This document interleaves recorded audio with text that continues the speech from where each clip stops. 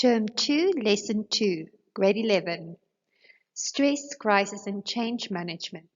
Textbook, pages 67 to 71. Gauteng Department of Education Notes, Chapter 8.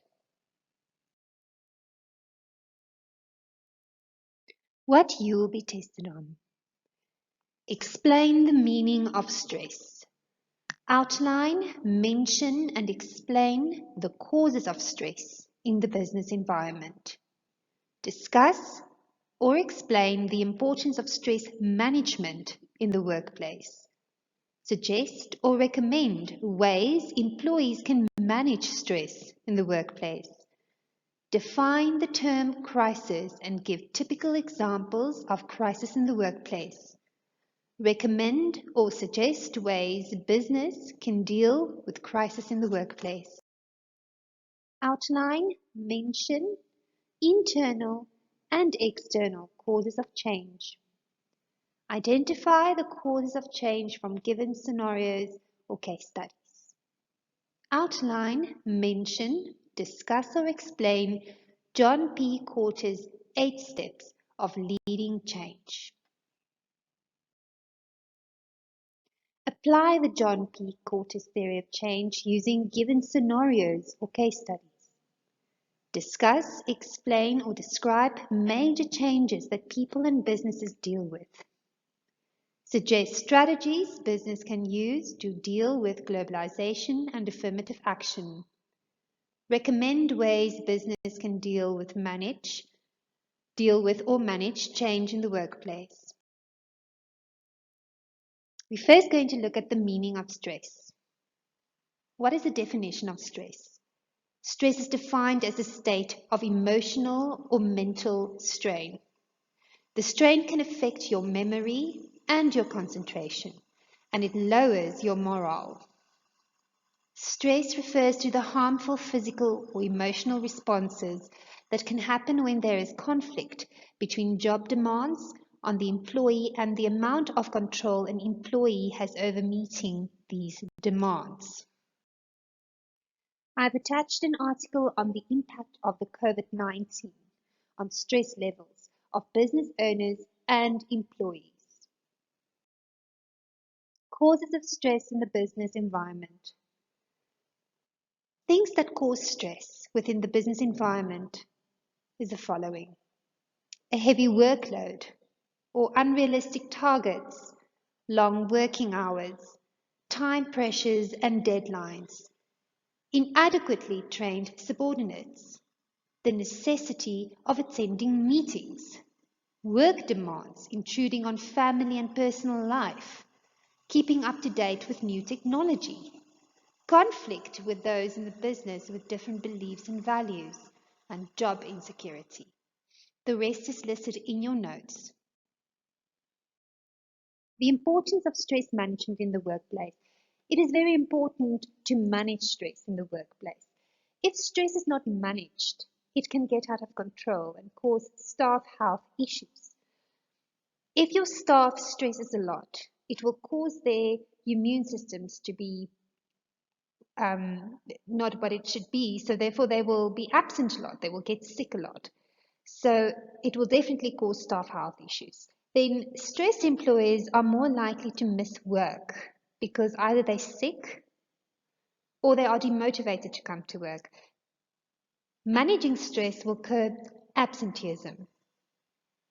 So if you manage your stress, you will have less staff absent at your workplace, and therefore the productivity will increase.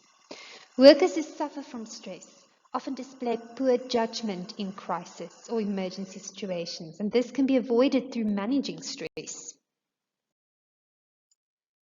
I've attached a video that is very interesting to watch, and the video is regarding managing stress in the workplace.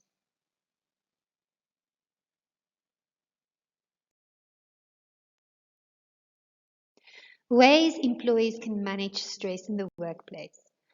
First and foremost, developing self-awareness to recognize the signs of stress will help you to deal with it. When you stress, your immune system is suppressed. So therefore, creating a balanced lifestyle exercising regularly, and following a balanced diet will help you deal with your body's response to stress. Getting enough sleep will also help. Most medical practitioners say that 8 hours sleep is sufficient for all, but obviously it differs from person to person. Replace negative self-talk with positive thoughts and apply good time management skills. We are now going to look at crisis. What is the definition of a crisis situation? Crisis is an unforeseen event that can cause major changes in an organization. It refers to the sudden and potentially disastrous events. An example of that we all have been facing in 2020 is the COVID-19 outbreak. Crisis is a time of intense difficulty, trouble, or danger. It's an event that can harm the business stakeholders, its property, its finances, and its reputation. Any situation that threatens people at home or work is seen as a crisis. I've attached an article on the crisis that COVID-19 causes. I quote, "At times of crisis, like the current coronavirus pandemic, businesses have to make sure they are well prepared. Here's some top tips to help their survival." Examples of crisis in the workplace. Loss of property due to fire. Theft of assets and equipment. Breakdown in machinery. An accident. Serious illness without replacements, as we are seeing with the COVID-19 outbreak. Supply shortage. A sudden increase in production costs. And unforeseen drop in profit or revenue. Ways businesses can deal with crisis in the workplace. Businesses should respond appropriately and quickly to lessen the effects of the crisis situation. Intervene swiftly and with urgency, but without panicking or overreacting. That is why they say you need to keep emotions out of the situation. Rather focus on the problem and not on your emotions. Identify the real nature of the crisis by making a thorough assessment of the situation and seeking experts' opinions. If you can remember, in the first lesson we spoke about problem-solving techniques. And one of the problem-solving techniques is the Delphi techniques, where we gain the opinions of experts without them meeting face-to-face. Now, during a crisis situation, a typical type of problem-solving technique that can be used is like the Delphi technique. Fourthly, assess if the crisis happens, face up to it, and quickly find out what has happened without overreacting. Again, emotions out of the situation. Deal with the crisis directly and timelessly, without trying to avoid or minimize the seriousness of the situation. We are now going to look at change management. What is the definition of change? Change is a process that takes people, employees, and organization from the present to a future desired change. It's a new way of doing things. A business needs to change because customers change, technology change, and the world changes. So therefore, the business needs to keep up with the change. There are internal and external causes of change. Internal, when the business's objectives or goals changes, high employee turnover, and then you need to employ new people, that causes change. New rules and regulations or policies and procedures that are implemented in the business, that causes change. New management team, new CEO, when we have to restructure the business, when we have to retrench due to financial difficulties, when there's new equipment with new technology used, that is an internal cause of change. External causes of change are like political factors, social factors, legal factors. Social factors is like aspects that affect the employees and the customers and the consumers. Legal factors is when there's a change in laws and regulations of the country. Economic factors is, for instance, when inflation rates increases. Technological factors is when technology changes. And market factors is any changes taking place in the market, but specifically with regards to competitors. I've attached a video on the John P. Kotter's 8 Steps of Leading Change.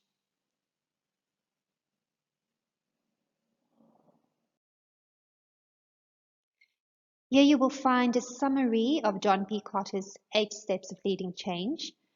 The first step starts at the bottom. You need to establish a sense of urgency. You need to understand that change needs to be dealt with urgently. Then secondly, you need to create a guiding coalition. Thirdly, you need to develop a clear shared vision. So everyone must share in the vision.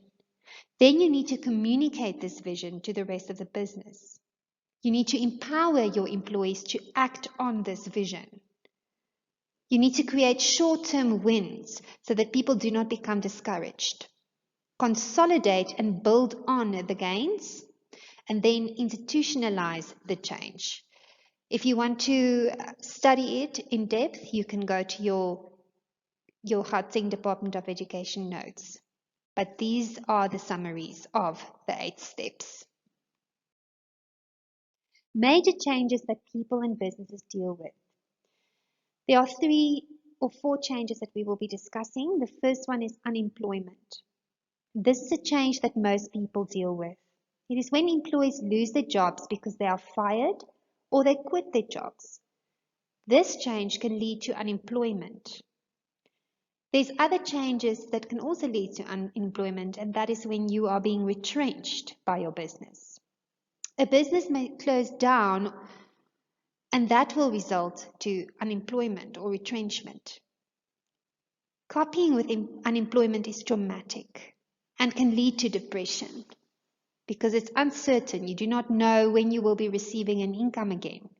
So that causes a lot of stress, and it's definitely a form of crisis. Retrenchment. Retrenchment is when a business cuts the number of workers to reduce their wages and salary bill. We know that during the COVID-19 outbreak, there's a lot of companies that has been struggling with financial difficulties, and therefore a lot of retrenchments has taken place in our country and across the world. It's a process whereby the employer reviews its business needs to increase profits or limit losses, which leads to reducing employees. Economic changes can also result in retrenchment. Globalization. This is a trend where businesses are able to trade in different countries. Business must deal with this and adapt changes that globalization brings, but this can cause a lot of stress.